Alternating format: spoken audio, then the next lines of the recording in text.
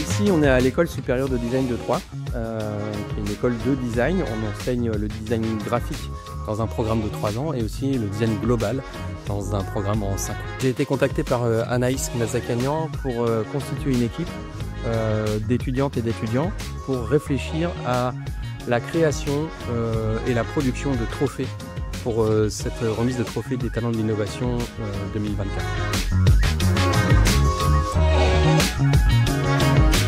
Je suis content, il y a un exercice pédagogique qui est intéressant, c'était la répétition de la même forme, du même volume en 10 exemplaires identiques avec des petites variations. Donc ça, c'était en termes d'exercice pédagogique, c'était intéressant. Pour la réalisation des trophées, en amont, on est allé chercher du bois à la scierie de Estissac.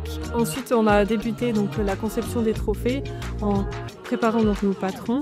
Ensuite en programmant les machines et puis en passant à la production, donc la découpe, la gravure, le ponçage, etc.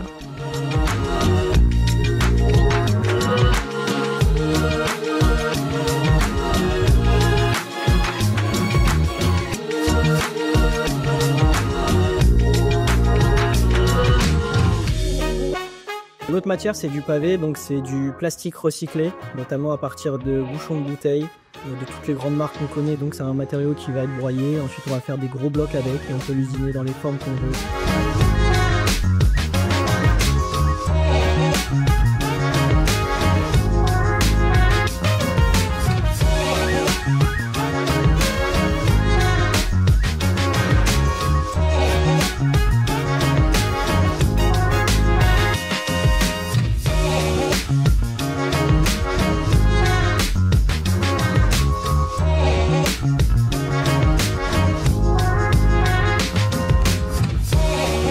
C'est vraiment un trophée symbolique qui représente et qui met en avant différentes catégories, mais en fait au final ça forme une unité. D'être fidèle aux valeurs du Crédit Agricole, fidèle aux valeurs des personnes qui vont recevoir le trophée, fidèle au terroir, fidèle à la région. Que ce soit local et qu'on représente vraiment l'ensemble des départements du Crédit Agricole.